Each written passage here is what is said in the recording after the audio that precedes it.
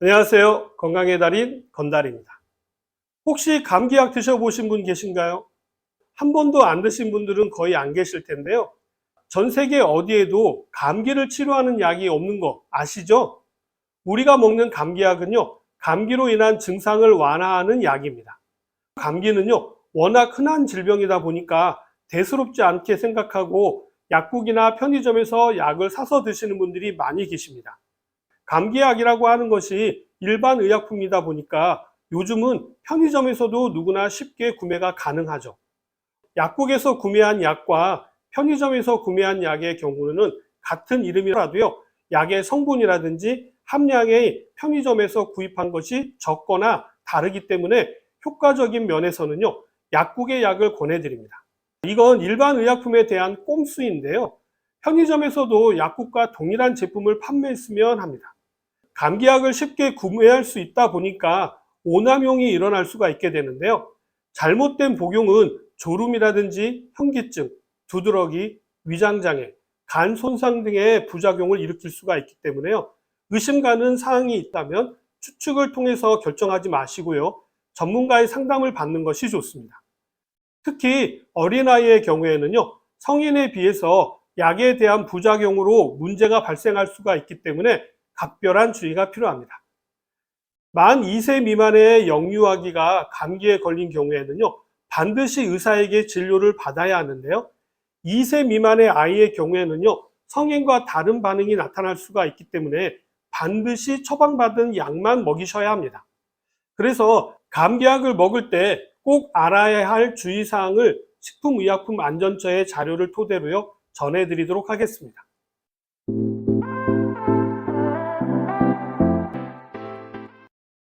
첫 번째로 감기약은요, 절대로 자몽이나 자몽 주스와 함께 드시면 안 됩니다.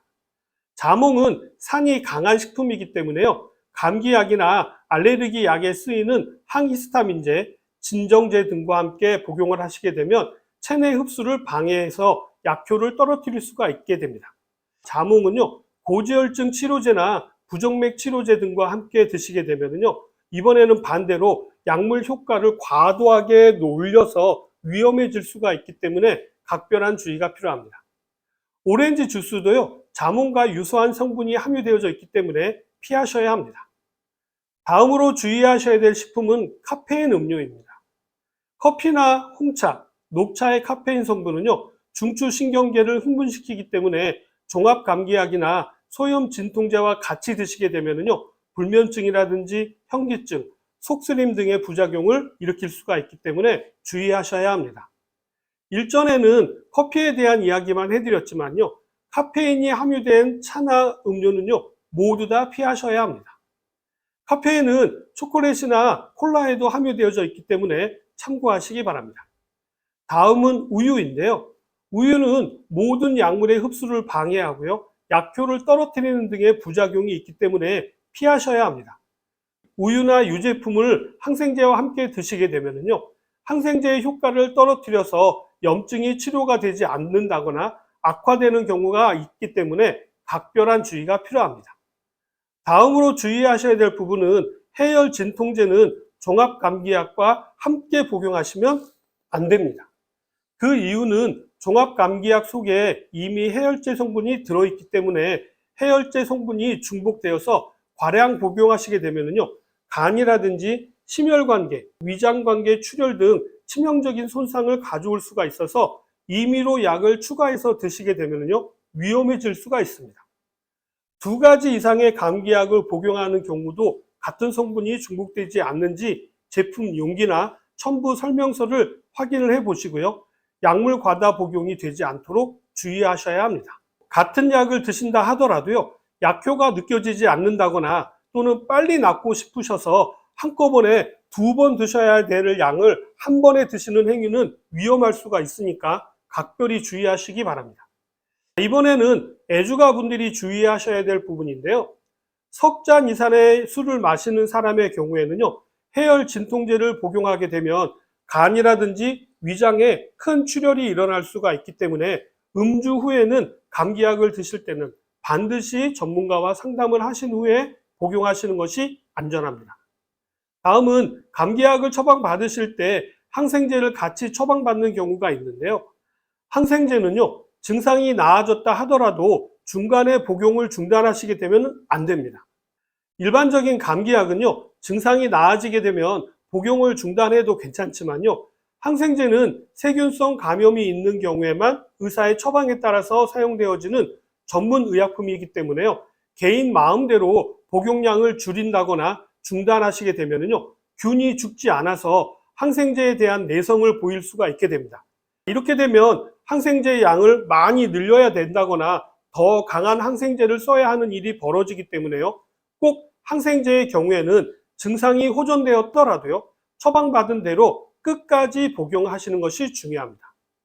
여러 차례 복용을 해도 증상의 개선이 없을 경우에는요, 복용을 중단하시고 약을 구매한 약국에 문의를 하셔서 다른 약을 처방받으셔야 합니다.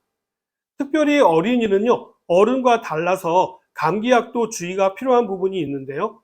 어린아이의 경우에는요, 아스피린 복용은 피하시는 것이 좋습니다. 그리고 해열 진통제를 과량으로 먹이지 않는 것이 좋은데요. 해열제라든지 항염증 약으로 쓰이는 아스피린을 어린아이가 복용할 경우에는요, 라이 증후군이라고 해서 독감 등의 바이러스 감염을 앓고 난 직후에 뇌와 간에 병변이 생기고 혼수 상태가 나타난다거나 구토, 경련 등 여러 가지 증상이 생기는 질환이 유발될 수가 있기 때문에요, 어른 감기약을 잘못 쓰게 되면 안 됩니다. 어린아이가 먹어도 안전하다라고 증명된 해열제 성분은요, 아세트아미노펜과 이부프로펜이지만요, 이것도 과량 먹게 되면 간 손상이 생길 수가 있기 때문에 병원에서 알려준 용량용법대로만 먹이셔야 합니다. 어른 감기약을 쪼개거나 나누어서 먹이시면 안 되는데요. 어린이는 어른의 축소판으로 생각할 수 있지만 그렇지 않습니다. 그래서 소아과가 따로 있는 것이죠. 어른과 다르게요, 어린아이가 먹게 되면 큰 부작용이 생길 수 있는 성분도 있기 때문에요, 어른 약을 쪼갠다고 해서 어린이 용량으로 정확히 맞는다는 보장을 할 수가 없기 때문에 각별히 주의하셔야 합니다. 특히 알약이라든지 캡슐제는요, 7세 이하의 어린이에게는요, 먹이지 않는 것이 좋은데요. 아이들은 알약이나 캡슐제를 잘 삼키지 못하는 경우도 많고요, 잘못해서 기도로 넘어가는 경우도 있어서 기도를 막아서 질식이 일어날 수가 있기 때문에 각별한 주의가 필요합니다. 이렇게 알약을 잘 삼키지 못하는 아이들의 경우에는요, 아이의 상태에 따라서 의사나 약사와 충분히 상담하신 후에 복용하시는 것이 안전합니다. 마지막으로 다른 사람의 감기약을 재사용하시면 안 됩니다. 인터넷이나 유튜브를 통해서 증상에 따른 복용법을 임의로 생각하셔서요, 약을 먹지 않도록 주의하셔야 합니다. 어린아이의 경우에는요, 전과 비슷한 증상이 있다라고 해도요, 전에 처방받은 약을 임의로 먹이는 것은 주의하셔야 합니다.